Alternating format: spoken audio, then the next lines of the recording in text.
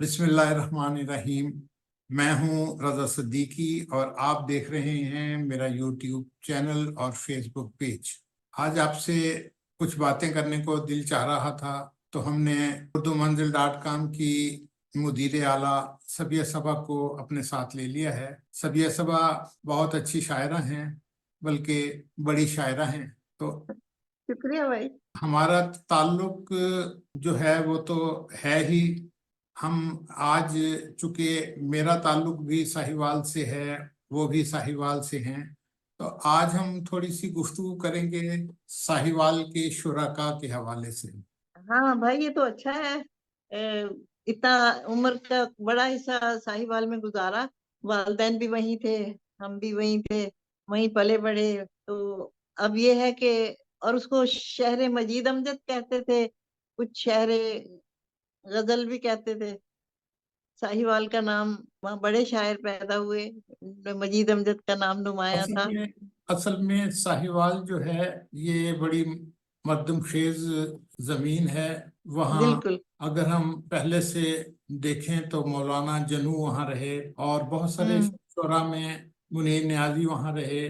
यहाँ पे तारिक अजीज, तारिक अजीज उनको अदब से लगाव था वैसे, नहीं, इस लिहाज से। तारिक अजीज बजाते खुद शायर थे। उनकी उनकी एक पंजाब में एक किताब हाँ, भी मौजूद है। बिल्कुल। हम्म। और इसके अलावा बहुत सारे शायर हैं। मजीद जमदत तो थे ही थे, उनके साथ जाफर शिराजी थे, गौहर शारिपुरी थे, हाजी बशीर अहमद बशीर थे, और नौजवान नस्ल में और बहुत सारे शायर वहाँ पे रहे हैं। मुरातिब अख्तर हैं और दूसरे लोग हैं। एजद एजद अजीज साहब वहाँ थे, और वो जो प्रिंसिपल हैं, रिटायर हो गए अब तो। नहीं, मैं बात कर रहा हूँ शोरा की। तो शोरा में तो जो जो लोग आते हैं वो उनका बहुत सारे लोग ऐसे मौजूद हैं जिनकी शायरी जो है। तो इज़्ज़त अजीज तो हमारा हमारे आप लोगों के बाद में, और हमारे हमारे हम असरों में से है, क्योंकि हमारे साथ ही वो जो है इस खित्ते में रहा। तो अभी कभी कभी मैं जब इज़्ज़त अजीज की बात करता हूँ तो मुझे एक बात की इस मुझे ऐसा फील होता है कि जैसे मैं उसी जगह पे मुंजमद हो गया हूँ, कि जहाँ पे हम्म। मुझे फील होता है कि मैं वहाँ पे वो अभी भी हम कैफे रोज में बैठे हुए हैं, और वो वहाँ पे बैठा हुआ है, शौक सा। तो अब फिर उसके बाद एक दिन मुझे पता लगा कि वो इस दुनिया से चला गया। हाँ हाँ, बड़ा अफसोस हुआ। मजीद अमजद के हवाले से पहले हम बात कर लेते हैं। मजीद अमजद का मुझे ये याद है कि हम कैफे डी रोज पे जाके जब बैठते थे तो पता लगता था कि वो स्टेडियम होटल पे बैठे हुए हैं। तो हम वहां से हम्म जाते थे स्टेडियम होटल पे जाकर उनके साथ ही बैठते थे। अच्छा, वो कोई इतनी बड़ी बहुत बड़ी पोस्ट पे नहीं थे, लेकिन कि उनकी आमदन बहुत ज्यादा हो, लेकिन हम उनके पास बैठते थे तो वो उनसे कलाम सुनते थे। वो अपनी कोई नई ताजी गजल कह देते थे, या हम में से जो शोरा थे उनसे वो पूछ लेते थे, अच्छा तो आप में से किसी ने कोई कोई मिसरा कहा, कोई गजल कही। तो एजाज अजीज और ये दूसरे लोग जो हैं ये कोई ना कोई अपनी वो कर देते थे। और वो उस पे जो है वो अगर कहीं उनको कुछ महसूस होता तो वो कि जी इसमें कोई वजन में कोई कमी है या वो है, तो एकदम बस चुप कर जाते होते थे। फिर वो उसके फौरन बाद जो है उस मिसरे को दुरुस्त हालत में वो दोहरा देते थे। उसमें कुछ जो कमी बेशी होती थी, बगैर उसको हम्म। बताए कि ये तुमने इसमें ये वो कम था तुमने। तो ये एक वो कहते हैं ना, बुजुर्ग शायरों का, बुजुर्ग उनका एक अंदाज होता है। अच्छा, हमारे साथ तो ऐसा था, मेरे साथ मैं समझती नहीं थी कि वहां पे खवातीन भी जाती हैं। जहाँ पे आप लोग कैफे डी रोज में या जहाँ भी जाके बैठते थे, हम्म। आपके बहुत सारे दोस्त या जितने भी अदीब और शायर हैं।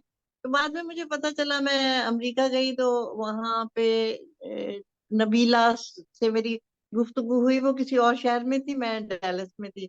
नबीला तो क्या एक नहीं? रेडियो स्टेशन, जी हाँ, तो मैंने नबीला कियानी से उनसे बात हुई तो वो उन्होंने बताया कि मैं अक्सर जाती थी, और उनके ऊपर मजीद अमजद ने एक नज्म भी लिखी थी। वो साइकिल चलाती थी उस शहर में, हाँ, नबीला कियानी।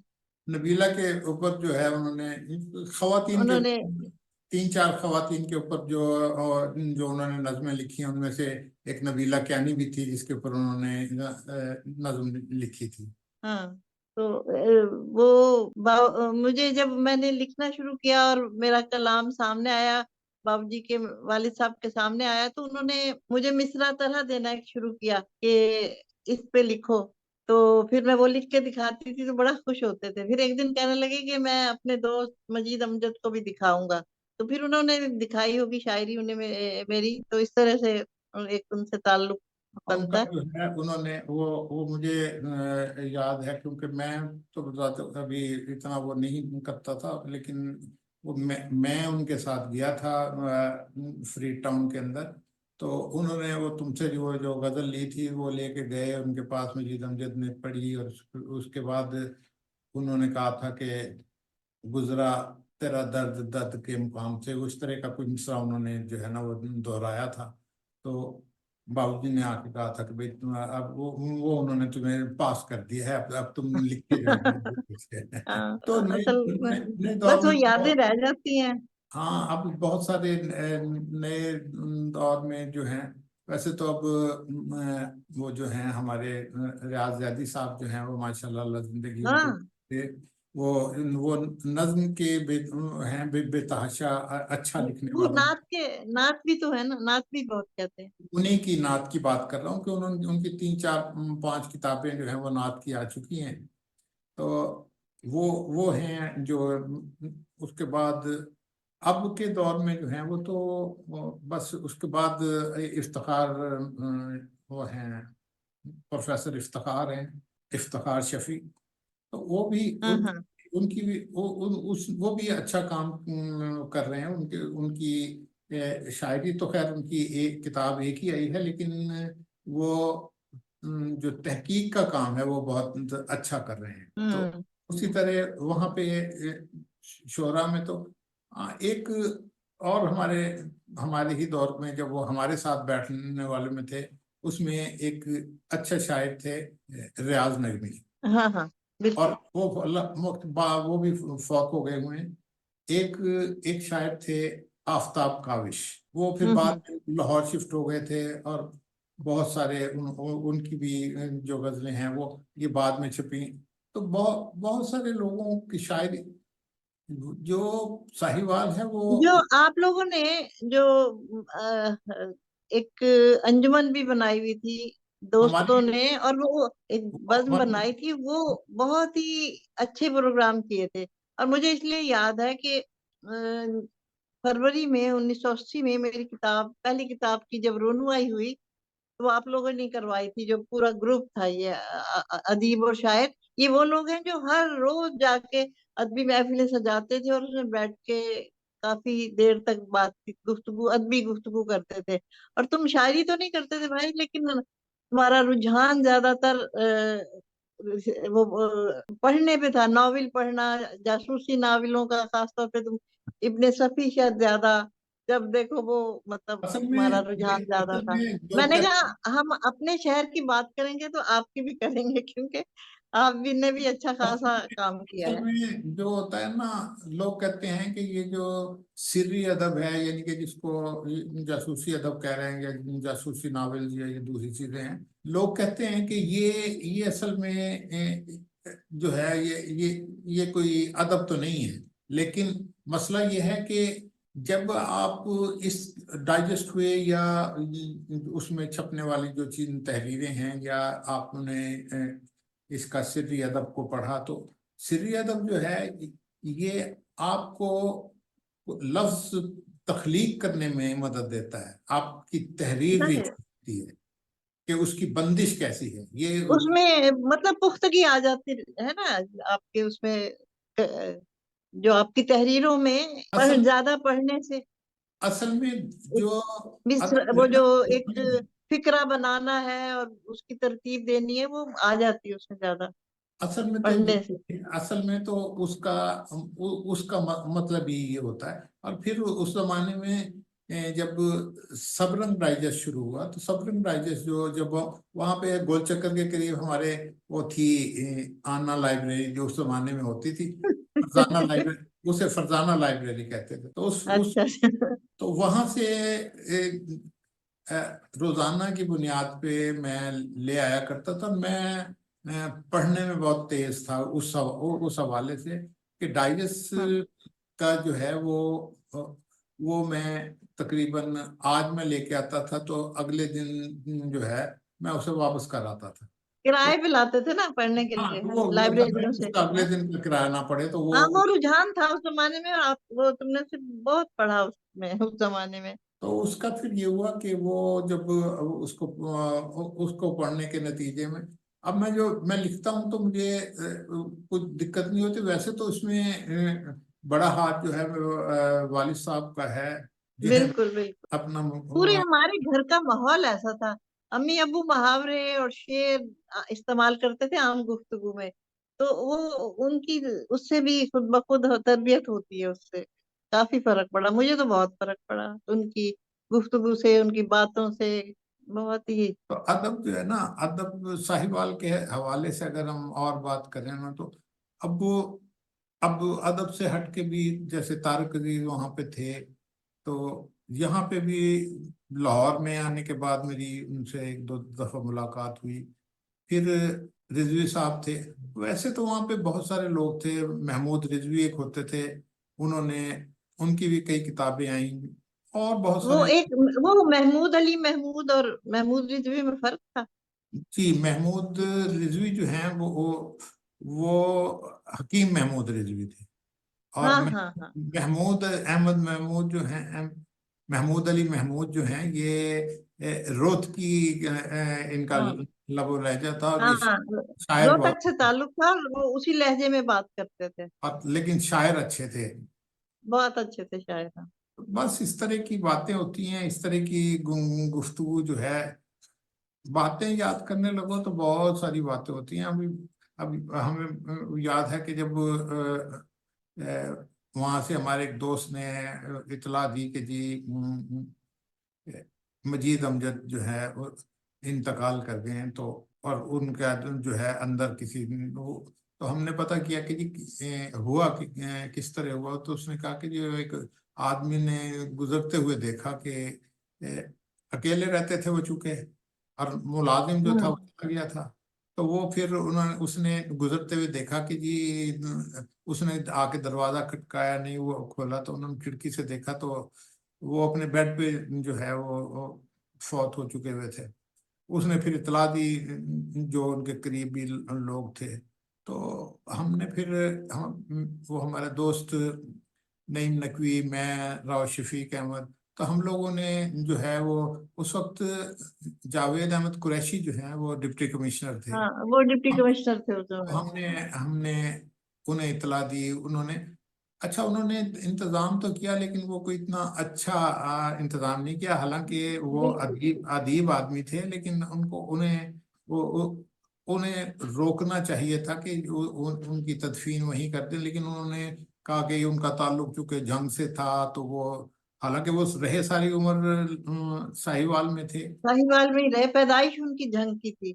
जंग से यहाँ पे आए थे, और फिर सारी उम्र जो है वो यहीं पे रहे। तो उनको चाहिए था कि वो उनकी तदफीन साहिवाल में ही करते। अब वो उनकी शनाख्त तो अब वो जंग के रेफरेंस से तो नहीं है, लेकिन अब वो जंग वाले जो हैं वो कहते हैं कि जी हाँ जी हमारा, वरना तो उनको अब वहां पे अगर अव्वल तो जो उनकी जिनका उनके साथ ताल्लुक रहा, अब अव्वल तो उनका वहां जाना बड़ा मुश्किल है।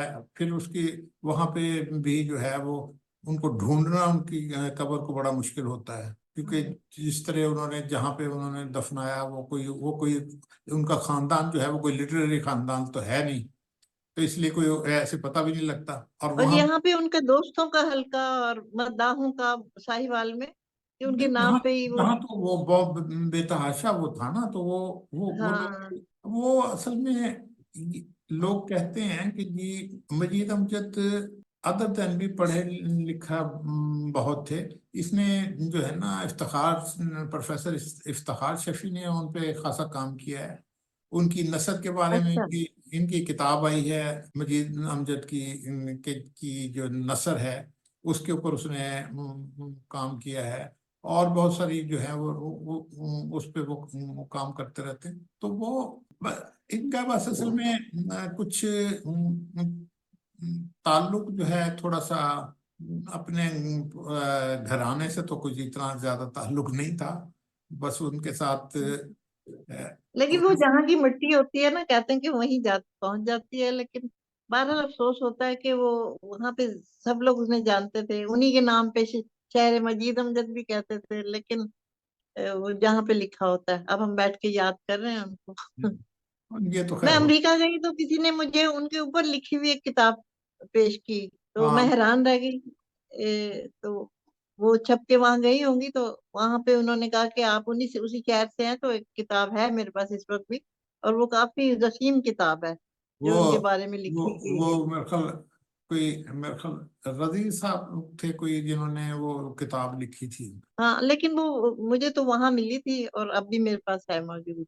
वो असल में जब तो अमजद की 100वीं सालगिरह थी, उनका साल हाँ मनाया हाँ। तो उस मौके पर उन्होंने वो किताब जो है ना वो तश्कील दी थी। उन्होंने वो किताब लिखी थी। और उस जमाने में और भी कई किताबें लिखी गई। बहुत सारे लोग जो हैं वो असल में मजीद अमजद के साथ, मेरा अपना तासुर है कि मजीद अमजद के साथ हुआ ये कि अ, ये जिस कैलिबर के आदमी थे, लेकिन चूंकि बैरोक्रेट नहीं थे, तो अब जो हम्म। जो लोग बैरोक्रेट या जिनका ताल्लुक मीडिया के साथ था, वो उन लोगों को जो है वो दिया गया, ज्यादा बढ़ाया गया। जैसा कि नून मीम राशिद थे, वो बैरोक्रेट थे। उधर से फैज अहमद फैज थे, वो वो उनकी बेटी जो है वो पीटीवी में, और वो थे, और वो ज्यादा वो थे। उस रेफरेंस से जो रिकग्निशन जो है उन लोगों को हुई, वो मजीद अमजद को हो नहीं सकी, ये वरना। तो है, जिनके जिनके अदब में वारिसिन हो ना, अदब में भी वारिस हो पीछे, और उनको देखने वाला कोई हो तो ज्यादा अच्छा है। वो लोग मतलब असल में उसको होता चलाते ये है रहते सिलसिले को। लेकिन असल में होता ये है कि जो पहले पुराने शायरों को अगर हम देखें ना, तो वहाँ पे अदब के जो लोग होते थे उनको रिकग्नाइज किया जाता था। हम्म। यहाँ पे जो अब जब जब मीडिया का दौर आया है, तो मीडिया के दौर में हफीज अहले हफीज अहले कलम कब मानते थे, बड़े जोरों से मनवाया गया हूँ। मनवाया गया। हाँ। तो जब तक आप खुद को नहीं मनवाएंगे ना, अगर आप आइसोलेशन का शिकार होंगे, तो आपको आपका आपको समझने में जो है ना बड़ा टाइम लग जाता है। लेकिन अगर आपको खुद जब तक आप अपने आप को नहीं मनवाएंगे और अलहदा रहेंगे, तो आप मंजर आम पर नहीं हाँ, आ। आप देख लें कि बहुत सारे शायर होते हैं और वो फिर आहिस्ता आहिस्ता गुमनामी में चले जाते हैं, जिन्हें खुद से शौक नहीं होता या कोई सामने नहीं लेकर आता।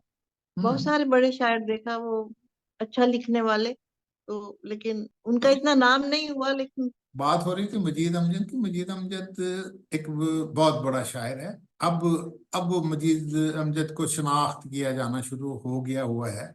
अच्छा, मेरी जो पहचान है ना, वो ये हुई कि मैं यूएई में जब तक रही, तो उर्दू मंजिल का मैंने आगाज कर दिया था, तो उससे बहुत लोग मुझे पहचानते हैं। वरना वैसे किताबों छपने लिख देती हूँ, मैं शौक से लिख लेती हूँ, मेरे पास बहुत कलाम पड़ा है, 2 किताबों का है इस वक्त मेरे पास मवाद। लेकिन मैं आपकी बात सही है कि रिसालों में नहीं भेजी, ये मेरी गलती। बात मैं करने लगा था कि मुझे ये तो पता है कि हमारी जो बड़ी बहन थी उनके साथ बिस्मिल साबरी जो हैं वो फिजिकल एजुकेशन की इंस्ट्रक्टर थी, या जो भी उनको वो पढ़ाती थी। लेकिन जब एक मेरे साथ वो वहाँ टीचर थी ना, तो एक दफा मुशायरा वहाँ हुआ था कॉलेज में, तो वो जाहिर है उन्होंने प्रिजाइड किया था, और वो चूंकि वहां पे पढ़ाती थी, हम पढ़ते थे, तो ये उनके साथ था, लेकिन वो सीनियर है। हाँ, लेकिन उनकी मेरे ख्याल एक बहन भी थी, वो मेरे ख्याल तुम्हारे वो उसमें थी, वो हाँ, वो शहनाज साबरी जो। मुशायरों में जाया करते थे, हमने फिल्मबदी मुशायरे कॉलेज की तरफ से जाते थे, तो शहनाज साबरी थी, वो साथ जाया करती थी, और मैं शायरा होती थी, वो डिबेटर, और इस तरह करके मुख्तलिफ कॉलेज जो के दरमियान हम लोग लाहौर भी गए, मुल्तान, बहावलपुर, मुख्तलिफ शहरों में, तो बहुत सारे इनाम जीते, लेकिन सबसे ज्यादा इनाम मुझे ही मिलते थे शायरी में। वो फिल्मदी शायरी भी करवाते थे, रात को मिसरा तरा दे देते थे, अगले दिन हमें हॉस्टल में ही फिर वो गजल लिख के अगले दिन मुशायरे में पढ़नी होती थी, तो ये भी हुआ है हमारे साथ। मेरे ख्याल जाफर शिराजी के जो है वो जरा उनका उनका जो स्टाइल था वो थोड़ा डिफरेंट था, लेकिन ये है कि अ, वो तुम्हारे पास यानी कि हमारे घर पे भी आते रहे हैं, और मजीद अमजद के साथ तो के पास तो मैं तो बाबूजी के साथ जाता रहा हूँ। तो आपका पता नहीं जाहिर है कि आप लोग, मैंने बताया ना, वो माहौल इस तरह का नहीं था कि, या मेरी आदत नहीं थी, तो अल्लाह आप लोगों बख्शे की। अल्लाह बख्शे हाजी बशीर जो हैं वो नफीस आदमी थे। अब हम इस वाली गुफ्तगू को जो है ना वो यहीं पे खत्म करते हैं। तो हाँ, ये तो है।